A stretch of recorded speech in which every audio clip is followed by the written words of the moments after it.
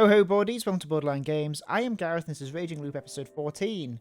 Last time in the conclusion of the feast, Kaori Oribe was selected to be sacrificed, and without anyone else to look after Mako, Haruaki has taken her to his dorm to protect her. He also said that he was going to run away the next day. He hasn't got a good track record with that, so let's see if he's successful. Alright. So the last thing that was said was, I let her go, took her by the hand and led her to the dorm.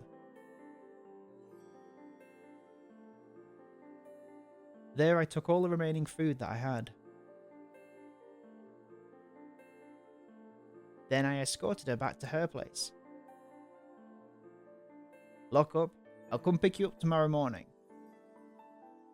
Oh, I see. So he's actually letting her back at her place, but there's no one to look after her. Still crying, she nodded. Eat this. All of it, okay? I mean, how old is she supposed to be? 8. She shouldn't be on her own. I gave her some food and closed the door. Once I turned around, I saw them. Today's feast is over. There wasn't a hint of emotion in his voice. I see. As one who didn't participate in the feast, I was in no position to criticize or support them. They just turned around and returned to their places, leaving no indicator whether they'd actually heard me. 3 of them were headed in the same direction. I didn't feel like joining them, instead casting a glare at their backs as they walked. My powerlessness was killing me. Under the assumption I'd die tomorrow, I decided I'd go through the mists down to Saranaga. A strict taboo here. What kind of death would that get me? Would I be injured? Wander into some other world? Something else entirely? Oh, so that's where they drop the bodies off. Or perhaps I'd be eaten by a monster. I still had that incomprehensible memory, but it was enough to make me suspect that that was the most likely scenario. Normally people didn't remember dying. The unknown was scary, but journeying into the unknown meant conquering that fear. So you could say that there were some perks to remembering that death. But if it was guaranteed that I would die like that, I wasn't really keen on the idea. That'd hurt like hell, not to mention how terrifying the experience was. Then think of a better way to die. One that won't hurt so much. Or at least would be worth the pain. Like if it led to the survival of a young child. Anyway, I'd wager my life. All that remained was finding supporters. I closed my eyes and took a few deep breaths. Whoosh! I threw a Yakuza kick into the wall. Rah! Then I did a low kick with the other leg. Ha! The 7 treasures have finally been lost. To the elements, the sacred orb reduced to rust. In the jungle of the decadent void, the Buddha's corpse shouts out, Rah! Okay, this is weird. As I sang the Buddha's ash rock, I attacked the wall with my ass. Which prompted a response from the other side. Shut up! I heard Shiemi's angry voice through the front door. You sound like you enjoyed it. No one would know how to react to that. The walls here were thin, apparently. Anyway, let's escape tomorrow. This is your idea of a conversation. If you can still talk like that, you're perfectly sane. Escape it is. Let's say bye-bye to this nest full of crazy. Listen, Haruaki-san. I'm serious. Still outside my door, she fell silent. It was only about 8. Still a safe time. I walked up to the door and unlocked it. Damn, you look awful. Is it that bad? Nah, just joking. Just joshing with you. What were the jokes? You're my boyfriend now or something? You put on a tough face, but it's a mask hiding some supernatural suffering, isn't it? Come on. Talk to me. Well, don't if you don't want to. Take a seat. Pardon the intrusion. Alone in an empty room, we sat cross-legged and looked at each other. Then what happened during the feast today? Who are the wolves? I don't know. Hell, I don't even care anymore. The situation was hopeless. She felt the same way. So far, there wasn't a single lynching with a good reason behind it, and it didn't feel like they'd gotten lucky and killed a wolf. If only that scrawny rich guy were a wolf, it'd be so easy to hate him. Takumi-san said he's clean, so that's not likely. I know. But still. Assuming Yasunaga-kun was actually a wolf, I really doubted he was cold-hearted enough to keep up the act of a human while seeing off his mother to her death.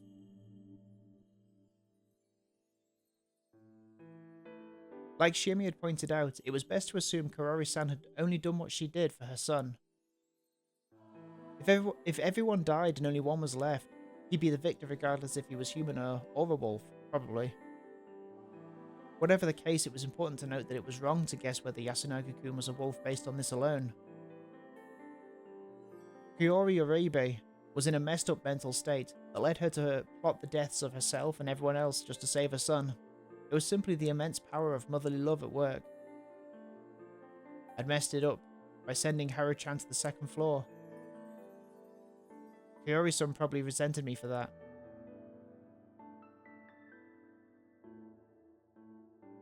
Not to mention, I was the one who'd pinned her down.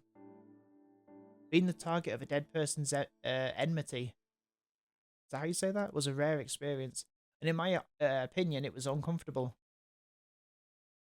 Turns out I couldn't follow your example. My example?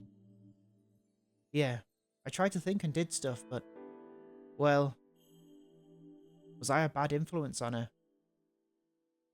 Well, carefully deliberating your actions was never a bad thing, obviously. Also, it was worth noting she pointed out that Yasunaga-kun trying to guilt trip her way wasn't like him. Her own intuition was important too. Besides him, there was Tai-san, who believed nothing but the superstitions of Haru-chan. Haru-chan, who always agreed with Yasunaga-kun, and Meiko, the one who sealed Kaori-san's fate. Never get used to it. Everyone is suspicious.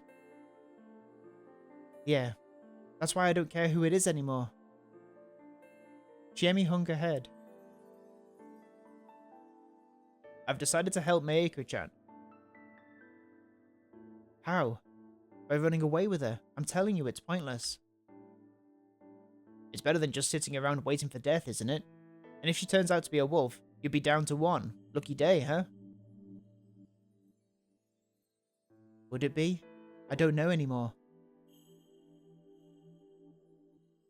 I killed someone. She'd said it so casually, but I could tell that that was hard for her to say. It's not your fault. I responded equally casually. I felt like breaking the illusions would be too much to handle. Wow, it's like you don't care at all. But you were against it, weren't you? Not stopping the murder makes me a partner in crime, doesn't it? I'm the same in that regard. Oh, right. Also, the law would understand that you made the wrong decisions because of the circumstances. Law, huh? Well, being punished under a proper rule of law is infinitely better than being punished by some weird laws of some mountain. Or what? You want to die a supernatural death? No dice, huh? Yeah. Man, this was complicated. Is it God's fault? Half of it, yeah. But you can't explain the other half. Right. Then talk about God at least. How do I put this? God is misfortune.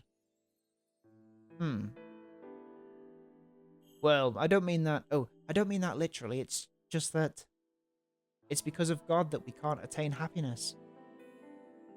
Is God visible? Yeah, we've all seen it, but its true form might be invisible. Let me ask about the visible part. Is it human? Though slowly and hesitantly, she gave me a light nod. Is it someone from Yasumisu? Silence. Neither yes or no. Then, is it someone from Kamafuji Yoshi? She kept her silence. Her shoulders were shaking a bit. Then, no, no, it's not human. You can deal with humans, but God is beyond them. Shit, I knew it'd go like this. Calm down and explain. Otherwise we'll both be killed. Fine. I just want this nightmare to be over already. Hey, Haruaki-san, kill me. If it's at your hands, I think I can really die. Ooh. What are you saying? Get a hold of yourself. I am. I'm not corrupted. I'm not insane. I'm not. It's Fujiyoshi that's crazy. It's God that's crazy. Is God some state of being?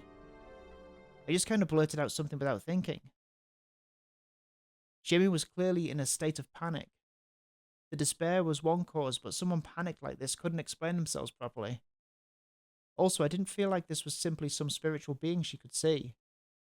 She could perceive God as a sensation of sorts, and the fact others couldn't caused her to panic. Explaining a sense like that wasn't easy, and trying to explain it in detail was also a reminder of how much it scared her. I had to try and understand what she was sensing and find a better word for it than God. So is she aware of the looping as well? Is that what the deal is here? That was what I'd thought to myself after saying those words. But why did she suddenly go quiet? She was raising her head and her eyes were wide, staring right at me. She'd completely stopped voicing her pain. Did I hit the nail on the head? As I considered that possibility, I felt a cold, damp breeze from behind me. She wasn't staring at me. She was staring at something behind me. I turned around, following the direction of her eyes. How long had the front door been open? Had I forgotten to lock the door? And how long had that thing been there? There was a person outside. Was it even human? Through the darkness, I could see that it definitely had a humanoid silhouette. But it was definitely abnormal. Its body was covered in bandages. No, sutras. It was a smallish boy or girl covered in marked cloth. Again, was it even human? I asked the same question again, unable to even voice the words. I couldn't move a finger, or rather I didn't because I had no idea what would have happened if I did. As the tension began to overwhelm me, I saw its lips move. The wolves cometh. To the smell of Yomi. Cleanse, shelter, and dream. Daughter of Fujiyoshi. A howl.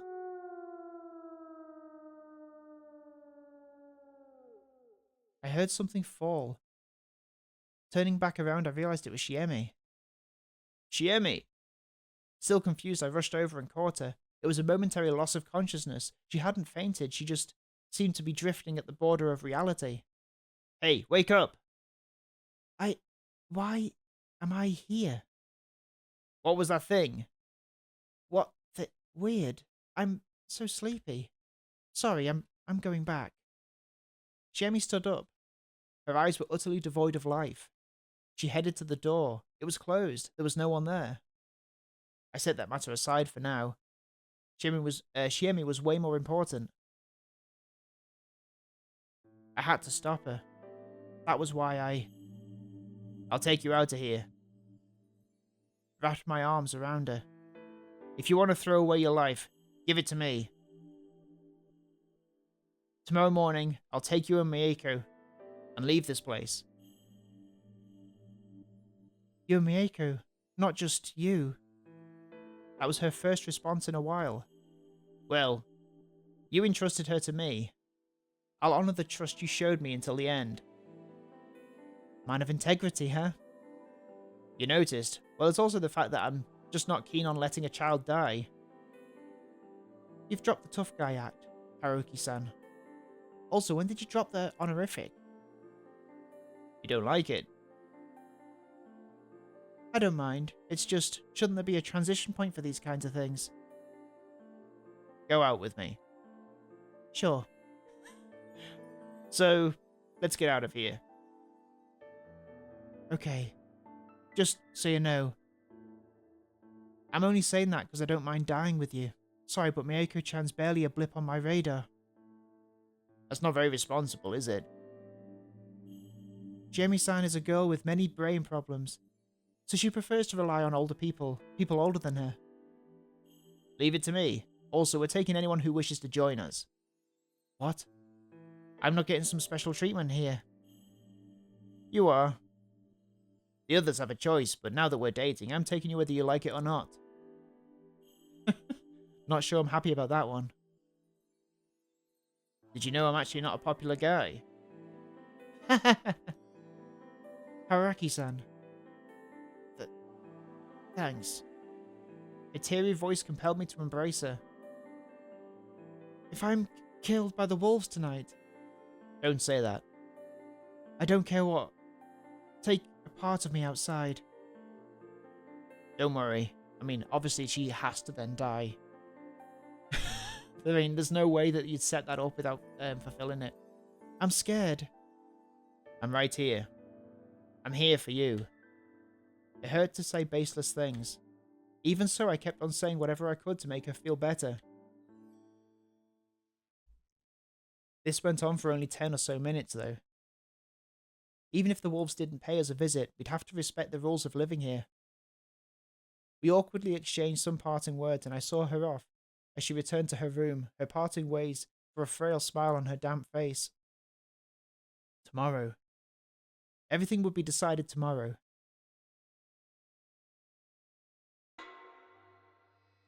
Okay. Another morning. Aside from being really hungry, I woke up the same as always. I hadn't died. The only real difference this morning was that I could go outside as I pleased. It was still misty out, and I couldn't see much beyond the dorm. A settlement isolated in mist. A space cut away from the void. Could we really leave this place? We could. It had to be physically possible. The idea that we couldn't was just speculation. No matter how much this place defied reality. What was that thing?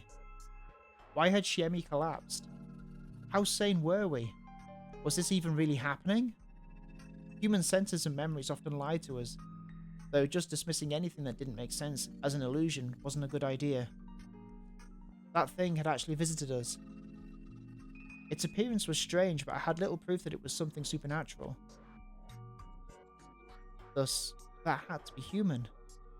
As for the reason Shiemi collapsed, there were quite a few possibilities, unless it was a trick she'd schemed with that thing beforehand. That being had to have been too much for her to handle emotionally. What did the thing say again? The wolves come with the smell of the Yomi. Yomai, is that how you say that actually? Cleanse, shelter and dream, daughter of Fujiyoshi. Was it? It basically seemed like a fancy way of saying get back to your room and sleep. So it was a warning from those who made the rules. Then, was that something on the mountain? Great Lord Shirai's side? No, to be honest. I'd say it was more like something from the other side. I mean, it kind of fit my image of Yumabito.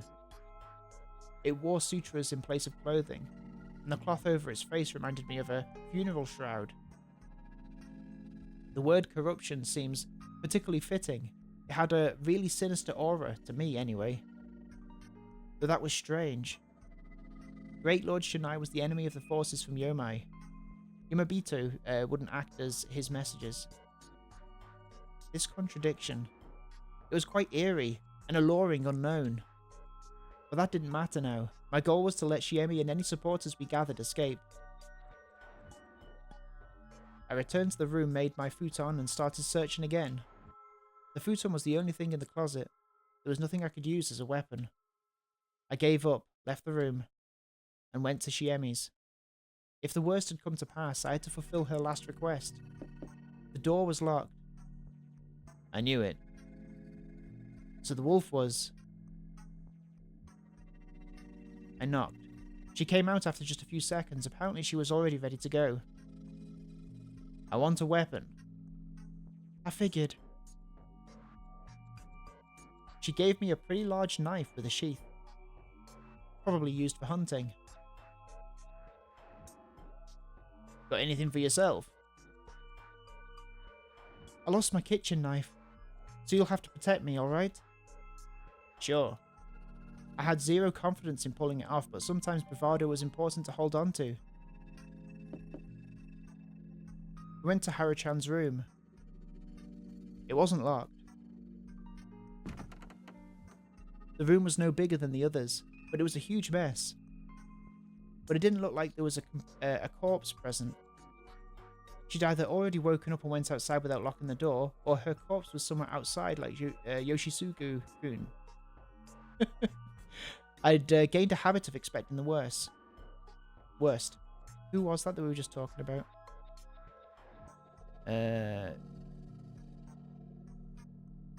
Haruchan, okay.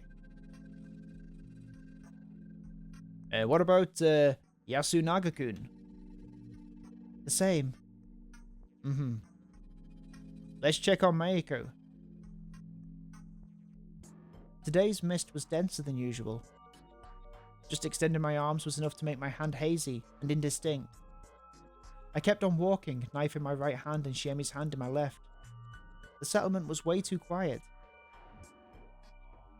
We headed for the village plaza. I almost tripped a few times on the field paths, but Shiemi kept me on my feet, and with just a few warnings I could keep going. Hang on. Kept me on my feet with just a few warnings. I see. Watch out, kind of thing. I could keep going as long as she was with me. We arrived at the plaza. There was no one there. Basically, there was no need to use the dining hall as the go-to gathering spot anymore. We passed Rikako Uematsu's house. It didn't look unlocked, but I couldn't hear any indications of movement from inside. Was she asleep? Or did something happen to her? Whatever the case, I had no choice but to ignore her. It was here, right? Yeah. Miko's place was... open. Uh-oh. Thankfully, all I found inside was just a messy futon. It was the same as Haruchan's room. But now that it had happened with 3 people, it was safe to assume something wasn't right. Shiemi, sorry, but you can have this back. Huh? I gave her the knife and grabbed a stick lying against the house. What's wrong? I need a weapon I can actually use. That aside, where do we go next? The hall, right? As it turned out, that was exactly where the other inhabitants were. With the exception of one, anyway. You're late. Or maybe we're early. Haru Makishima. She was in her usual agitated state. Tai Imawaki. She was silently chanting something to herself. Meiko. Haruchan had her hands on her shoulders, but she still looked anxious. And finally... I mean, it's gotta be that Yunosuke is dead, right? Yes, Yasunaga Aribe. Good morning, Shieni. And Haruaki Fuzuyashi-san. Yasunaga Aribe. His face was grim. Those were all the people here, meaning that... So they finally got Nosato-san, huh? Huh? A simple process of elimination was enough to know who was gone. Anyway, it was time for the first battle. Meiko, come here. Ah! She tried to walk to us. No! But Haru Mikashima stopped her. It was time. I raised my stick and... Huh? So you finally reveal your true colors, Fuzayashi-san. Yasunaga Aribe stood in my way. He had a menacing-looking grass sickle in his right hand. He readied it for a swing at me. You're the cause of all the misery here. It's the end, so I knew it. I knew it would come down to pure strength. No way, huh? What? You were tricked. He's the one who caused all this. Not letting him join the feast was a mistake. If we'd hanged him, Mom, Yoshisugo, and everyone else would still be alive. Wait, that's... We'll hang him today. That will end everything. Yasunuga-kun, you shouldn't try to advance the situation based on a story no one knows. What about you? Why did you try to attack? Oh, good point. I'll tell you. I want to take back the hostage. But that's... Well, before that, let me just help Shiemi-chan understand. Look how confused she is. What? They didn't say another word. Shiemi and Meiko were the only ones who seemed confused at all. Basically, the others had prepared for this. Ignoring who's a wolf here, there's two important things you got to keep in mind. First, yesterday I told Meiko that I wanted to escape the settlement with her. It's best to assume everyone heard that. Ah, escaping the village is taboo. I know that. The question is whether letting someone escape makes you a target of the corruption. That was why you secured Meiko first thing in the morning, and I can totally understand that. The other thing is that Shiemi and Yasunuga-kun ended up on opposing sides yesterday. Owing to that, today's feast would be a one-on-one between them. Since Haru-chan would almost always take Yasunuga-kun's side, we'd have an advantage. But with Tai-san and Meiko as swing votes, his victory wasn't guaranteed. That's why he decided that reconciling with Shiemi was going after the only outsider here was the safest way, right? Hang on. That's why he decided that reconciling with Shiemi and going after the only outsider here was the safest way. You're wrong. I'm not. That's why you took Meiko as a hostage. You want me silenced. No, I just thought you'd take her as a hostage and ask us to do a horrible thing. Or horrible things. What would I gain from that? I mean, I'm not part of the feast. You agreed to that yourself, didn't you? That was a mistake. If it's not you, then who else could be the cause of everything here? Haru-chan and I lost family. Tai-bai lost Takumi-san. We all lost people important to us. And who didn't lose anything? Only you, Haruaki Fuzayashi-san. Haruaki Fuzayashi-san. Oh. So that was his story, huh? Sorry, Yasunuga-kun. But you're a bad storyteller. You seem to have a habit of putting up a wall of well-spoken words with lying or putting on an act. Please stop messing around. Oh, but I'm not. Yasunaga-kun. But I'm not. Yasunaga-kun, you're trying way too hard to manipulate people using their emotions. You also underestimate Shiemi by thinking you can just use that as a smokescreen for the holes in your story. Well, from an emotional standpoint, blaming me for everything is definitely the easiest way. But on the other hand, you're selling yourself short. You're calm, cool, collected. The type of guy who argues against adult absurdity with facts and logic. Please stop this pointless analysis.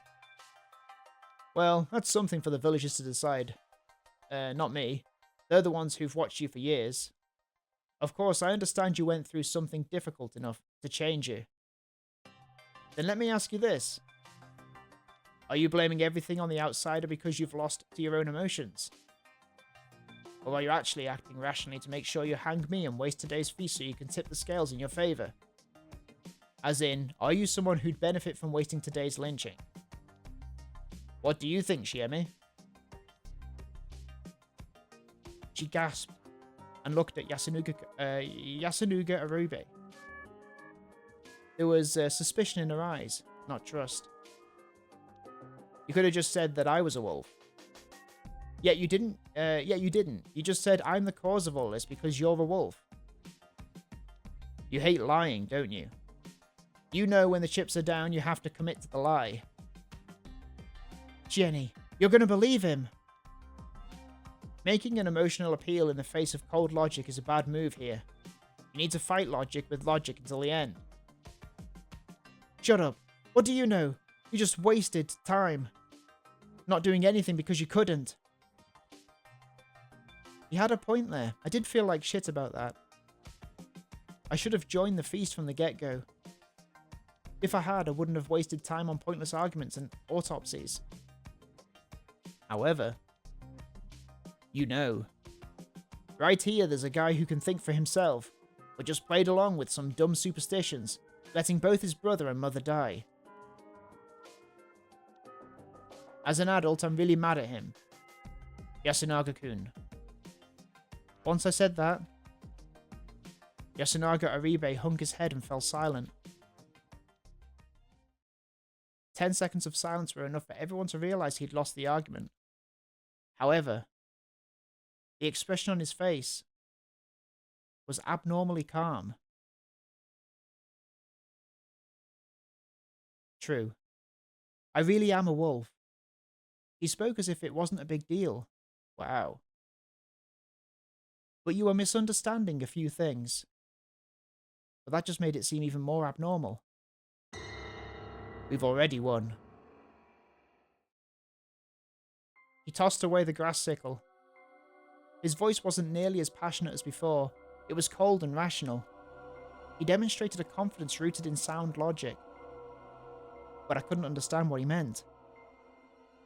Other wolf, please reveal yourself. Is it going to be Shiemi? What was the point of that? Are you sure, Yasukun? Yes, that's enough. So it was Tai Yamawaki. I am the other wolf. I couldn't make sense of this. Had he decided to graciously concede by selling out his partner now that he'd been cornered? No. He said he'd already won. Even if there were 2 wolves, there were 4 of us. They'd lose in votes. My answer came from a completely unexpected direction. Nichan! Nichan! You and Tai-Bai really are the wolves! A shout of pure, unadulterated joy. Haru Makishima became the least comprehensible of anyone present. She ran to Yasunaga Aribe and hugged him. He hesitated for a moment but reciprocated. Meiko, still as clueless as ever, slowly walked over to us. Oni-chan! I'm sorry. Haibian Shiemi. Ah! Haruaki-san, what is this? I don't know.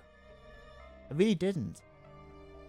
But I'd had a feeling that something wasn't quite right for a while now, and I suspected it'd be made clear now. I was certain of it, and it left me feeling uneasy. Okay, you have the initiative here. Can you explain? Tai-Bai, you do it. Fine, fine. I've been relying on you too much all this time. So she wasn't even denying it. Chi-chan. Meiko-chan. Not me. Oh. Well, they currently outvote them. I can't vote, can I? Is that what the thing is? Oh, hang on. Let's find out. This is something I never told you. A long, long time ago, when I was still a girl, Kawafuji Yoshi's people got drunk and revealed the truth behind the Feast of the Yomi Purge. The truth. Tai Yamawaki told us a story that was very similar to the legend they told in this strange village. Well, it was less like it was similar, and more like I was looking at it from the opposite angle. The part about Great Lord Shinai sending the 5 guardians to help people was the same. 4 of them teamed up with humans to murder the wolves. However, in the real story, the good and bad sides were completely reversed.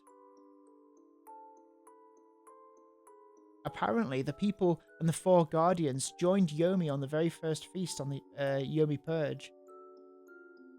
Basically, all of them were Yumabito. They all ganged up on, overpowered, and expulsed the wolves, who tried to resist until the very end. That meant this land had belonged to the Yumabito for a long, long time. The wolves were summoned here by none other than Shinai-sama himself. Some people of Yasumizu were given the blessing of the wolves and had to free Yasumizu of its Yumabito. Basically, it was a holy war for them. And that was the truth behind the Feast of the Yomi Purge. Tai Yamawaki continued her explanation. At first, we thought the people of Kamafujiyoshi just made it up to make fun of us. We found out it was true when we became blessed by Shinai-sama himself. So you see, Shi-chan, that's why we had to slay everyone. It hurt a lot, though. Takami suffered greatly too. But we had to do it to save the Yamabito. That's what Shinai-sama said. Tai Yamawaki was crying. Alright.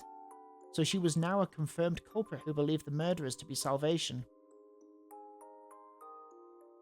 There were just 2 more points I didn't understand. The corruption. And the eerie message.